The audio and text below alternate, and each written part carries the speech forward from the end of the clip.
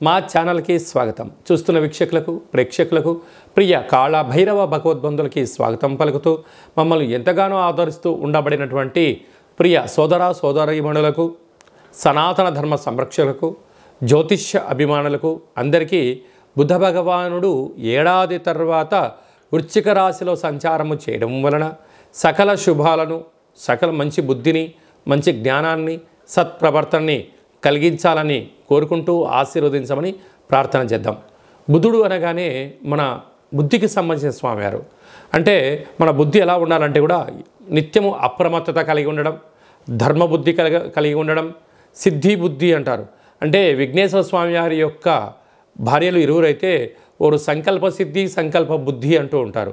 కనుక వారి యొక్క ఆశీస్సులు మనకు ఎలా మంచి బుద్ధి కలిగినప్పుడే మనిషి జీవన విధానం, సత్ప్రవర్తన, ఆరోగ్యము, నియమము, క్రమశిక్షణతో కూడిన జీవనాన్ని అందరికీ ప్రసాదించాలని కోరుకుందాం. ఇలాంటి కాల సమయంలో బుధుడు మనకు అనుకూలంగా ఉండాలి అన్నట్లయితే ప్రతి బుధవారం పూట ఉదయం 6 గంటల నుండి 7 గంటల వరకు బుధహోర జరుగుతూ ఉంటుంది. కనుక సూర్య నమస్కారం చేయడం, ఓం బ్రాం బ్రీం బ్రౌం సహ బుధాయ నమః అనేటువంటి మంత్రాన్ని ఉచ్చరింపచేయడం, ప్రతి బుధవారము పెసరపప్పుతో కూడుకున్నటువంటి ఆహారాన్ని భుజించడం, ఆ పెసరపప్పును నీటిలో నానబెట్టి హనుమంతుడు స్వామివారి దేవాలయంలో ఏర్పాటు చేయడము, శ్రీ వెంకటేశ్వర స్వామికి తులసిమాలను సమర్పించడము, విష్ణు సహస్రనామ పారాయణం చేయడము, విష్ణు సహస్రనామ పారాయణాన్ని వినడం వలన బుధుడి యొక్క ఆశీస్సులు కలిగి మనకి మంచి బుద్ధి కలుగుతుందని చెప్పి గమనించాలి.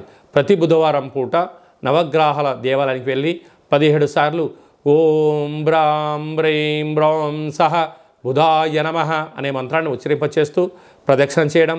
అలాగా 1 కేజీ 700 గ్రాముల పెసర్లు కానీ, పెసరపప్పును కానీ పసుపు రంగు అంటే విశేషమైన ఆకుపచ్చ రంగు కలిగినటువంటి మూట కట్టి పసుపు, కుంకుమ, గంధము, అక్షంతలు కలిపి అక్కడ నవగ్రహాల దగ్గర ఉంచడము, పూజారికి దానం చేయడము, నానబెట్టినటువంటి ధాన్యాన్ని గోమాతకు ఏర్పాటు చేయడము, నదిలో వేయడం వలన మంచి బుద్ధి, మంచి జ్ఞానము మన సొంతం అవుతుందని చెప్పి గమనించాలి.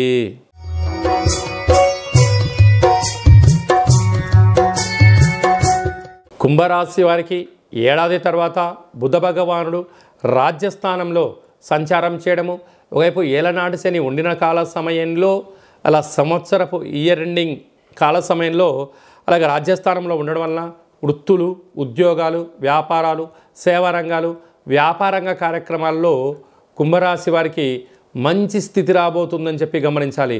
మీ పట్టుదల, మీ ఓపిక, మీరు చేస్తున్న సత్కార్యక్రమాల వలన రాబోయే కాలం అంతను కూడా మీరు మరో మైలురాయి దాటుతూ సభలు, సమావేశాల్లో పాల్గొనడం, రాజసన్మానం, గజ సన్మానంలో పాల్గొనే పరిస్థితి ఈ కుంభరాశి వారికి ఉందని చెప్పి గమనించాలి.